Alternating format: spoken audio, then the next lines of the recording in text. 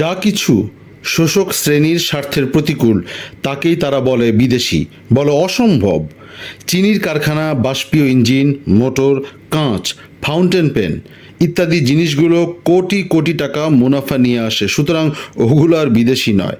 বিদ্যুৎ শক্তির ব্যবহার, চলচ্চিত্র, রেডিও এসবই তো বিদেশের জিনিস, কিন্তু এখন স্বদেশি হয়ে গেছে যেহেতু এসবের সাহায্যে এদেশের মানুষকে খুব ভালোভাবে শোষণ করা যাচ্ছে।